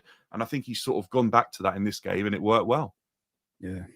I like the closing down like you guys did in the game. Like, he's very close to players. He didn't give them time, like, on the ball. Off the bat, by the way. I don't think Chelsea have been brilliant this season at pressing aggressively off the bat. I think this season they put Liverpool under pressure like incredibly quickly, won the ball back in good areas. That's the sort of thing that's been missing, and why Chelsea haven't started the season so great, because little things like that can make a huge difference. We 100%. spoke about it in depth for Liverpool. Liverpool was slow in their press, and Rory said it. You bypass Salah, the press has gone. Things like that can completely change a game, can't they? And that's why, you know, like a manager like Klopp, he was so insistent on his team's press week in, week out. Make sure the fitness level's there, because us winning the ball back and our press will be what wins us the game. And how many times did it prove to be the case? So incredibly important off the ball. We'll see what happens in January, to be honest with Chelsea. I am waiting to see him dominate smaller teams and win games convincingly instead of having frantic football. I think that's fair, though, isn't it? I think that's a fair criticism because of the rest. I'm going to tell you why. Can I just continue with this? Because it's good that you can coach the big game against Liverpool, because it's easy to read Liverpool. It's easy to read PSG. Well, the game, it's not easy to actually have a counter plan to what they do, but he's doing it, and he did it very well. Even last season, Arne Slot said that the toughest team he played was Chelsea. Yeah. The harder part is when the opposition adapts to you, which is when he plays the Forest, when he plays the Fulhams, when he plays the Brighton. They identify weaknesses. Yeah. In your game, that is the hardest part. You know what I mean? So I feel like that is what makes a manager have a system that is sustainable.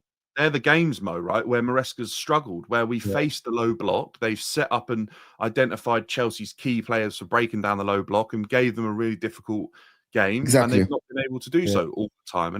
And then they might take advantage of it on a counter-attack or an individual mistake or something like that. And they're the games where Chelsea fans have been disappointed. And, you know, they're the ones that Maresca has to do better in. There's no doubt about it. And I think you make a really good point as well with the Liverpool-Chelsea game. It was actually really refreshing, probably like for neutrals as well. And I felt this watching it. It felt like two teams were trying to win the game. Yes. And they weren't. Yes. I don't think both teams were great, by the way. I don't think we saw like a huge display of quality. No, from no, no, both no, teams. no. But I think we did see two teams trying to win a game of football, and it wasn't boring. The game never really got stale. It was quite entertaining, but that then does allow teams to be able to play through each other and find space, and it opens up a little bit. And that's when, chances happen. And I think there are games, like you're saying, where you'll get like Burnley versus Man City. Apart from a penalty, Burnley didn't vacate any room. Manchester City couldn't break them down. Really, really difficult game just a couple of weeks ago in the Prem. I'm not saying it's a big game, but Burnley was so set on not trying to win that game of football and take whatever they could get out of it. That's how you win leagues, by the way. You can win cups. You can win cups by playing a one game off, but you cannot win leagues if you don't dominate the smaller oppositions than you. That's how you win the league. But going on to the Spurs versus Leeds game. Bro, can I say something, Joe? Yeah. I feel sorry for you, bro, that you have to watch Calvert-Lewin as your striker. I'm sorry. I'm so sorry, bro. You are my friend. I have no idea.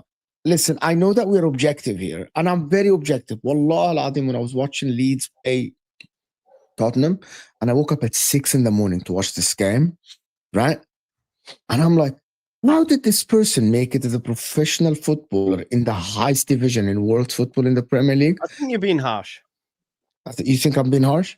Yeah, like obviously his finishing is a lot to be desired. Can we say that his football ability just needs a lot to work on at the age of like 27? I think he brings others into play. I mean, if we don't score, if it isn't for him, the ball gets played up to him, he lays it off to Aronson, he has the strike, and then it falls to Okafor. I think everything outside of his goal scoring is bang on, but within the fan base now, we are. Thank God, it's crazy. Fine. No, but my man's just. He's a bit like Bamford in that respect. I think Bamford has better strike on him. No, I'm not sure I agree, but yeah, it's. I don't want this to be the reason we go down. He's looking back at missed chances throughout the season. Yeah. We know we're in a relegation. Joe, go on, mate. if you say that, right, the two strikers you've got in, I don't see either like Nemecha and Calvert-Lewin. I just don't see them as being players that will thrive and take their chances. I feel like you're going to rue missed chances for the season with those two as your strikers.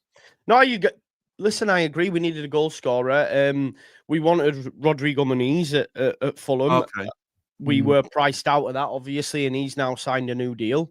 And Calvert-Lewin was available on a free. Listen, for good reason, though. Like, do you know what I mean? It wasn't like maybe, a bargain. You snap him up. Like, I don't know, but like, I know his injuries aren't very reliable, but like Callum Wilson's sat on the bench at West Ham, and there's a goal scorer there.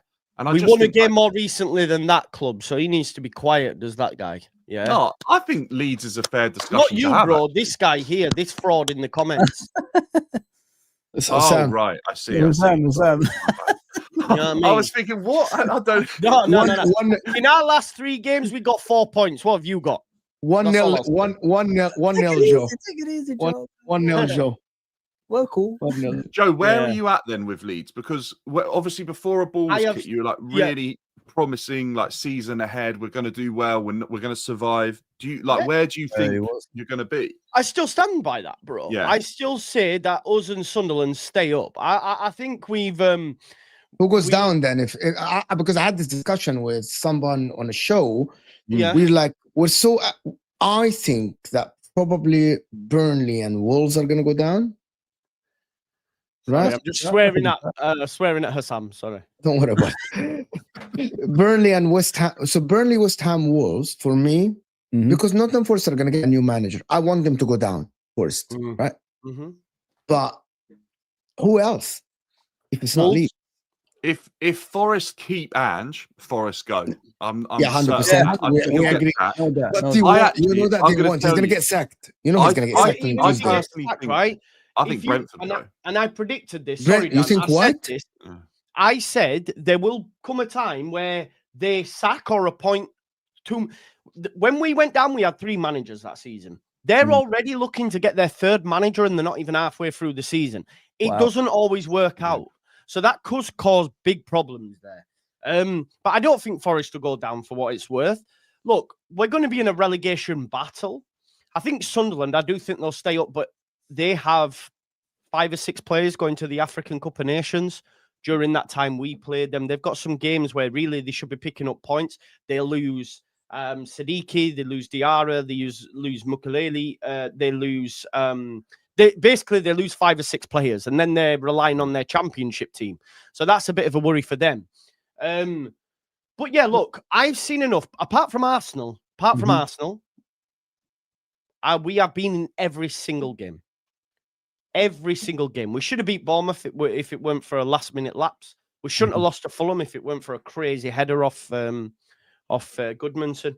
So it's all ifs and buts, I know, but we've been in every single game. Now, when we return back off the international break, we play Burnley, we play West Ham, we play Brighton, and we play Forest.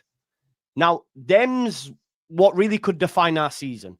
If we pick up 7 points, we're staying up. Can we stay on this? Thank you, Z, for this. So, guys, I'm actually 1 subscriber away from 43,800. I really want to get to 44,000 by the end of the week. Just 200 subs is not that much. I need 1 more sub today, at least, just now, 1 more sub. So, and also, guys, like the damn video. We have over 600 people here, and then we're only in 200 likes. Half the people, or I guarantee you, 400 people have not liked the video. The like button pushes the video to the next viewer. Bottom right is very humble, honest Liverpool, I see. The problem is, I know the dig, Z, that's the dig at Hussam, because you don't think that Hussam is humble, Liverpool fan, or Tom. Humble. You want me to be an asshole every time? All right, no problem. Next time, man. No. The super chat is praising you. No, not on this show. Oh, sorry. I thought you mean. Oh, okay. I'm not. No. I don't. If they know me, Fawzi, I'm not I humble. actually. Here you go. Another Liverpool fan in the chat as well. Ram is saying like, bro, we know that. We know the shameless ones out there. We know the shameless ones out there from Liverpool. It depends on the show, Mo. Innit? It depends on the show. I never seen you shameless. Me? Even with Jess seen my and Drifty and the guys. Have you seen I my have channel? watched. I've watched your channel, but You see you the way don't I do a lot speak? of like. Yeah, but Yeah, there you go. But I can Bring be it. if I want to. Banter, I can. I can do banter if I want to. God, But I want you guys to tell me which teams do you think are going to be in the relegation battle. Let's start by I'm worried about Wolves, West Ham. I'm worried about West Ham as well. Right? Wolves, West Ham, Burnley, Forest. Who else? No. Wolves, West Ham, yeah. The 3 promoted teams, we're all going to be in there. Burnley, Sunderland are not going to be there. Who? Sunderland. They Yes, didn't they look will. great against United. We They will did finish not higher look than great. Sunderland, more. You will what? What? We'll finish higher than Sunderland. Is that a wild take for you guys? Yes. I would. You do realize they finished 24 points behind us last season. You're getting early gas. Yeah, but You're getting early gas. Joe, we've seen. You are We've getting early gas. Can't do that. You can't. Joe, we've I seen. can do that. They Championship just went and teams- got beaten comfortably by we've- Man United. They did, and they didn't look great, and that would be Exactly. the one reason I'd hear what you're As if saying. you in the actually sense that are they could all be in a sitting here relegation and think battle. I'm shocked. But company won the championship with ease, and his Burnley team were woeful. Yeah. So did You know, we. How bad So were did the we. teams that come up last season? So did we, though. That's a different time, yeah. Okay, I've just used last season. That is also a different time. But my point is, we are the most equipped out of all of the promoted sides. I know you won't see it right now. And listen, I got laughed at when I said 2 of the newly promoted sides would stay up. Now you're telling me Sunderland will stay up. What's changed? It's because you're actually seeing them a few games. Over the course of the season, we will be the most consistent. We lost our first home game in over a year at the weekend against Spurs. This is a Spurs side that are second in the league, that are higher than all teams on this panel, apart from Arsenal. So And Liverpool, they're behind Liverpool. Liverpool were second. are they not second? Oh, they're third then. Sorry, my bad. They're third. That's it, but I hear your point. Yeah. Yes, you hear my point. They had 2 deflected goals. Two. We had more XG. We had more possession. Vicario had a very, very good game. So yes, we lost, right? Yes, we lost. I hear that. But all I will say is when we return back off the international break, we beat Burnley, we beat West Ham, we beat Forest, then chat to me. Can I ask you something? If Man United keep hammering, do you think you can finish above them? Yes, we will beat them on January 3rd. It's already in the calendar. You know, the last time we beat Man United in the Cup, January 3rd, remember the date we beat the team that we Does anybody fucking here hate. think that Man We United got can be a the scum relegation at battle the if FA Amorim Cup. stays? We're super leads and we're going up. We'll beat them again on January 3rd and we'll sing that song again and say we're super leads and we're staying up. Ruben Scammering is terrible. And Leeds United's midfield three of Longstaff, Stack and Ampadu will run all over them. Run all over them. Does anybody here, on a serious note, do we think that Amorim can get in a relegation battle if he stays the whole season? no. Come on, this No. is the rational No. league. That's too far. Like, let's be serious here. Oh, But Man hold United. on, Dan, I have a rationale behind Sorry. it. Go on. If it wasn't for the 3 teams that got promoted last season being horrific, right? Man United would have been a relegation battle. Yeah, but this season they're not. This is different though, man. You can't. So you guys think now Man United look better than last season? Yeah, I do. Oh, Yeah. hell, 100%. 100%. Yeah. They do. Does They anybody look here? better. I disagree. In some games and some games, I disagree. Yeah, but I Man think United- that's Man why United- they won't. That's why they won't be in a relegation battle, right? Because last year, They got They blown look up by woe- they Brentford. look- Are we yeah, but forgetting last year a they week looked ago they got woeful. battered by Brentford? Yeah, but They look Dan, in the woeful. big games, but in the big games last season, Dan, they looked good. Hang on. Against Liverpool, they looked good. Hang on. Like, last season, they had other competitions to worry about as well. Now they Okay. so they can do better in the league because they have their full focus on the league this season. They can, yes. But the question to you and Dan, will they? will they what? Will they do better? They Yeah, can. I think they're already doing better. I think Manchester United are already doing better this season than they were last season. Although I think when Amorim come in, they were probably in a under Ten Hag. But I mean, under Amorim, right? Amorim's time, because actually Ten Hag was doing better than Amorim, right? But under Amorim, they're already doing better this season, I think, than they were last year. He's had 3 wins in his last 5. Mhm. I think they look better. They've got a better group of players. They've got rid of players that they didn't need around. I think they're playing better football. I don't think they're great, by the way. They're not by great to watch, suggesting no. they're going to go and get Europe. I'm not sure, but I think Manchester United will find themselves in and around mid-table. Do you think they if can get something against Liverpool at Anfield? Then Don't know. Form That's a goes tough, out the window. That one, isn't it? Form goes out the tough window. one. That's such Yeah. a tough one. But do I think Manchester United will pick up results against the teams that are below them in the table right now? Yes, is the answer. I think they will, Dan, and I think it's that'll more keep about them the home safe. games, isn't it, Dan? It's more about the home games as well. They've got to start picking points at home. Yeah, that's- they But do. can I but read you? Can I read you guys the pictures? Okay, and then you tell me which games you think Man United will get points. Liverpool away, No. Brighton at home. Nope. maybe. Nope. Mm, I don't think Forest- Brighton have been unbelievable this season, by the way. They Brighton haven't. been No, They haven't. no. But they Forest may be- away. Forest away. Yeah, It is I not. think It's they not can going to win be. It's not going to be Ange. We know it's Well, not. gonna be Ange. who knows who they bring in then? And like Joe said, 3 managers in the okay. season, it might be too Yeah. much. Yeah. Spurs away. Maybe. No, Maybe. no, I don't No, think so. no points for Man United. Everton at home, with the way Everton play now. Could be a Jack draw. Couldn't it? Grealish. Could be a draw. Oh, man. Crystal Palace away. Nope. Depends Oh, where no, Palace no, go no, from this no, loss. no chance Depends that- where Palace go from this loss. After what happened to Liverpool? No. West Ham at home. I think Man United win that. Yeah, Actually. they win Yeah. that one. Yeah. Wolves away. Yes, they win that. Wolves They are win. They're all Yeah, I think think they so. win, Wolves though. have been awful this year. awful, man. Bournemouth at Wolves are home. the only team in the Prem without a win. Like if we're talking, by the way, Mo, that's another Yeah, 5 Wolves, games yeah. away. Yeah. Yeah. So then we've yeah. doubled the sample size of what we've already seen this season, Yes. haven't we? Do you know what I mean? Yeah. We're into like double figure games played by that point. You've got another international break out the way. Players have got a full sort of. I always think about October, November, December. You start seeing the players approach like their top fitness level, their mentality's locked in for the season. I think you start to see the best of the Premier League in and around that sort of early winter time into the festive period. I think that's when you see the best. Yeah, November, end of November, mid-November Yeah. to Do you December. all Is the think best. Leeds- You know, Mo, boys, do you all think Leeds go down then? No, I don't think. I think you go don't. down. I at the moment, don't. John. I don't think you go down. I think you're good enough to stay up. I think I need, but I do think personally, I need to see more of Leeds, and I also feel like January you might act. I personally, I feel like your attacking line isn't good enough at the moment, Agreed. and I feel like you might reinforce on that after a bit of evidence. But you've given it a chance to see how it goes. Mhm. If they're good enough, you wouldn't need to spend the money. But if they aren't good enough, you can go out and spend the money, right? But I think I look at your squad in comparison to the other teams that come up from the Championship, and I feel like you've got a squad of players that have actually, a lot of them have already been relegated. So they know the level they need to be above to survive in the Prem, right? And that's probably, looking at Leeds, that's what would give me a bit of confidence. I don't know what too many good players, Dan, you're right. Too many good players to go down. Like players that are experienced in a Premier League relegation battle and they know what they did wrong before, right? And it doesn't necessarily mean they've all been at Leeds and got relegated. They've been around. And there's good players in there, like Longstaff as well. He's a good player to have. He's been a revelation, you know. Yeah. He's been quality, you know. He's always been a good player, right? Yeah, I know, right? Yeah. Since I started watching him at Newcastle, he's been always a good player. Yeah. Like I don't think, I think it's unfair that Newcastle wanted to sell him because he doesn't have a place in the squad. I think he has a place. I think he's been very good for Newcastle, to be honest.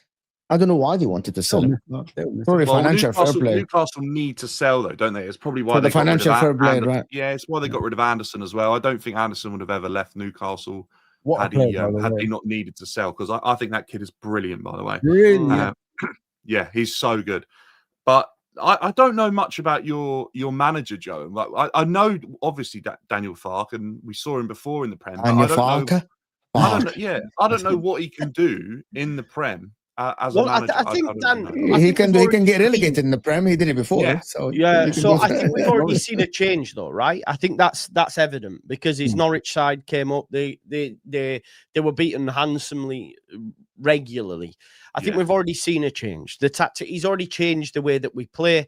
I think as well, right? Someone touched on Burnley earlier on about like Burnley sat in a low block, happy to just go, against City. I think it was you, Dan, against City, against Liverpool. They barely got out, right? Yep. Leeds United will defend well. We have a good defensive structure on and off the ball. But what we do differently to Burnley is we try to possess the football. We will still go and have a go. And again, and I said this before Spurs, and I'll continue saying this. I do not fear any team coming to Elland Road. I don't, honestly, I don't, because we will get chances. Now, you are right. In January, we need a new right-sided player.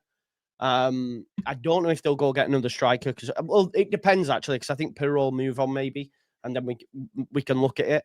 Buonanotte would have been perfect for us. Play on the right, can also play in the 10. That's what they looked for. They wanted Harry Wilson. They wanted that type of player.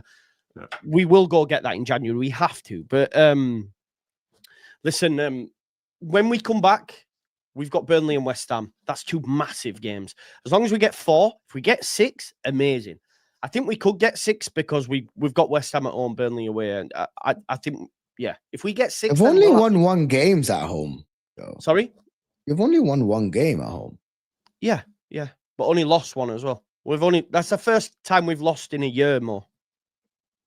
Yeah, but in the Premier League it's different. It's too many the last time they lost was when they were in the Prem, maybe. I don't know. No, Burnley. But the 3 teams that have faced us at Elland Road, Everton, we beat them 1-0. Newcastle, we drew 0-0. Spurs, we lost narrowly 2-1. That Newcastle game was shit.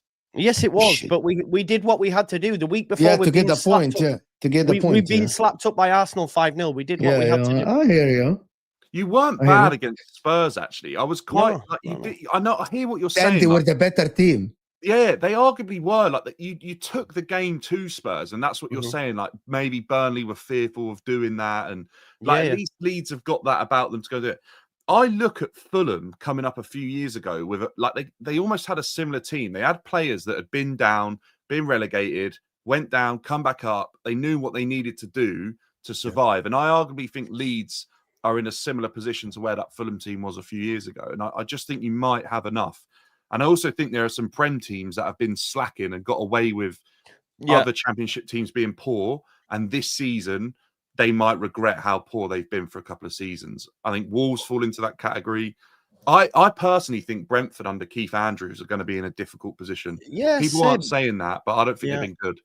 Yeah, they will start to tumble. I think, like you said, they've got the few odd good results, and everyone's forgetting about them when they talk about teams that are going to be in the relegation. This is the worst ever start to a Premier League season, by the way, Brentford. Is it? Yeah, but the guy is still trying to find his feet. Their coach, yeah, but I think that's coached in the top flight. I think when you bring in, exactly, Joe. Right, when you bring in a manager and he's trying to find his feet in the Prem, those few points and those matches that you don't really think much about at the beginning of the season, let him have a bit of time, they're what get you relegated.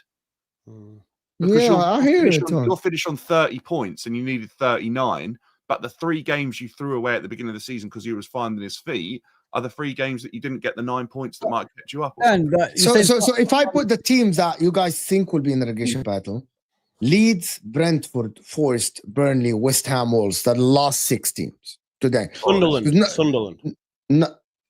Sunderland will be down there, boys, man. You're crazy. All right. Why do you hate Sunderland so much? Okay. No, I love Sunderland. I live in the city, but my point is the fact that you are all just saying they're not even in the battle is mad. Because they have Granit Xhaka. Season form, right? Yeah. Come on, man. They have Granit Xhaka. Their goalkeeper's been quite impressive as well. Yeah, he has been impressive. Yeah. Like I watched Sunderland. They look a very good team. Like I don't know why do you want them to get like. So do we not look a very good team then? You just said we were better than Spurs, who were 3rd. You definitely deserve the 3 points. You fucking created more chances. You had everything more than them. Like, right. Okay. So are we not a good side? You are a good side. I like Ampadu. I think Ampadu is a very good player that Chelsea might have developed. Like they loaned him to Celtic or Rangers, and then he went to Germany, and then he came back, and then you bought him. And I think Ampadu is a very good player. 7 million we paid for him, by the way. 7. I think he's a very good player, to be honest with you. I like that Aronson guy. He looks like a cockroach on the pitch, runs everywhere, like just fucking jumps up and down. I don't know about him, you know. I'm not sure that's the sort of player that will be sticking around Leeds if they manage to stay up this season. No, I agree with you, mate. He's there at the minute to do a job defensively, but we need more attacking output. James and Nonto are both injured, but you are right in what you're saying, Mo. What he does well, but going forward, not. Yeah, he runs around, bro. He's everywhere. He's just like tackles, like 5 tackles a minute, you know. Like the guy, like just everywhere on the pitch, to be honest. But you look at Masuaku for Sunderland, excellent. Masuaku, he's not even playing, bro. He played the last 2 games. Yeah, because of the red card to Ronaldo, but he wouldn't play normally. I think that guy Traore they brought back talent. But I hear your point. Maybe Enzo Lafayette at some point was Mukiele, is it? He's Mukiele. I think is that the guy that played for PSG, Dortmund? maybe PSG. Mukiele played for Dortmund, I think. Yeah, maybe. But yeah, he's very good. He's very good. Dan Ballard, good. But we'll see over the course of the season. Again, like us, it'll all be on their home form. Stadium like Ellen Road will be a tough place for teams to go. So I think if you want to talk about teams that are underperforming for their level, I think you should be talking about Newcastle, and I think you should be talking about probably like Manchester United, arguably should be higher than that. But I think Newcastle have had a really poor start to the season as well. I don't think they've been great. I think they've been some players have been okay. Can I ask you something about Newcastle? Do you think this is the end of that ambitious? The problem that happened with Isak and the Ekitike and all what happened. Do you think that's the end of that ambitious time that we were? Because I was thinking that they're going to keep Isak, they're going to add players, and they're going to go to push now to be the Man City story. Do you think that's the end of that? I don't think it is. I think the reason they didn't really sign the players that they wanted is because everything was late. They done it late. If they'd done it early and were ready for the actual transfer window, I think they would be in a better position because everything was done late. That's why they are the way they are. If they'd done it earlier, I think they would have been a better team than what they are right now. They've still got Vissa to come in as well. Yeah. And Vissa's a baller, man. They're suing FIFA, bro, for the injury that happened. But I don't think scoring goals has been a huge issue for them. I think they've scored goals. I actually think defensively they haven't been great at all. And their defense would be an area I'd look at and think it was okay. But I don't think they didn't have enough time to get new players in all yeah, but most of those players they missed out on were forward players, weren't they? Right? They missed out. They brought in Malik Chow, didn't they, from Milan? Yes, I think. Yeah. He looks good for them. They've lost Livramento now. You guys, to be honest with you, Malik Chow and Tonali are the proof that sometimes leagues just matches players. Malik Chow in Serie A didn't look good at all. Yeah, he got shot right back. Milan were like, thank you for the 30 million. We really didn't want the guy. He's awful. But then he goes to Newcastle and they're like, he looks fantastic. Tonali, for example, at Milan, he looked good. He didn't look as half of this, by the way. He looks like one of the best midfielders in the league. At Milan, And he even was Bayern Munich a tackler. At Milan. Bayern Munich was slating the guy at Bayern was slating the Voltemade signing as well, and That's the most disrespectful comment. Like he called Newcastle idiots. It's like, Wow. Yeah. like, That penalty, how by do- the way, was some Oh. penalty, you know. It's one of the I best love- penalties I've seen in my life. Yeah, in my he's life. great. He's And he's just so cool though. as well, Watching like, him is so cool on the pitch. Like, Yeah, he's yeah. calm, doesn't fight. Yeah, You know, he's so cool on the pitch. His movement Yeah. is cool. yeah, But yeah, I'm not sure if he's a top striker. I don't know. I'm like, can't make it up. Do you know Is he a what? good striker? He is this generation's potential Barclays man. I can tell you that right now. Like people will remember because he's such a unique character in this type. Like he is actually an individual. You know, like we talk about players coming through academies and they lose their sense of personality, things like that. He's one of those players that. Well, wasn't he playing like lower league a few seasons back, Dan, in Probably, Germany? like, I think yeah, he I was don't- like, I swear, he was from. He was picked Let me up. check leaving Huh? He's 23 years old. Yeah, like, but I think past the let's have a age. look. He's played. No, Werder he Bremen. always played top. Is it?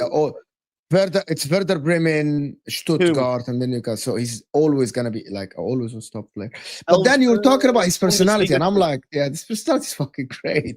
Yeah, but that's what's so good about it, isn't it? Like you can find a player like that and enjoy watching them because you never know what they're going to do. They show their own self. Unpredictable, yeah. They're not a robot through an academy, like Joe said. If he went and played lower league, he probably was allowed to develop that personality. Right? It's the players that only play high level, come through academy, they get restricted, turn into like these systematic robots playing one dynamic football, and that's their approach. They lose that sort of freedom and enjoyment of the game, right? And I think Voltemade looks like one of those players that hasn't lost that. Like that penalty's audacious. To even have the minerals to try that is crazy, and he's put it top bin, executed to perfection. Yeah, so it says here, Werder Bremen 2, he was released from after playing 3 games in the 5th level of German football. Then Elfsberg picked him up, I think, in Bundesliga. Yeah, for 2. one season, and then he went back to Stuttgart right away. So he didn't like he developed in like the top division, to be honest. But to be honest, to have the confidence to say Kai Havertz is your it's fucking mad. Can I make a point on this though? And I feel like this is fair for someone like Havertz as well, right? And I've been through this, and I'm not putting myself on the level of these guys, right? But they've probably both had massive growth spurts at their early 20s, late teens.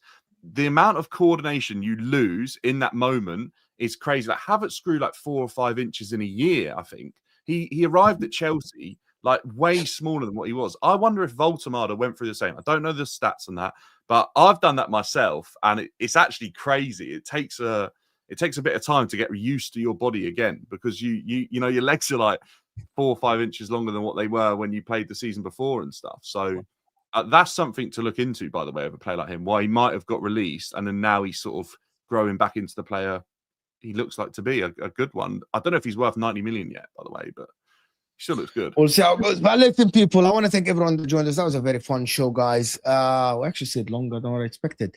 But listen, just a Joe football show now, international break. So you got to go check Joe, support Joe. Please. He's going to do shows, please, guys. We're trying, all of us are trying to work out like our channels and our personalities on YouTube, of course. So guys, hit that like button for this video. Go support the guys. Dan's channel in the description. LFC Red, Foz's channel in the description as well. Rory as well, Staffy TV, who couldn't join us. I'll see you guys actually in about half an hour on MHF with Sam, Martin, and Jacob. Chelsea fan, and that will be a fiery show. Might not be rational like this, but it's just gonna be different. I will see you guys there. This will take you there. So hit that like button if you guys are there. I'll see you guys on the other side. And thank you so much for tuning in. We're out of here. Man.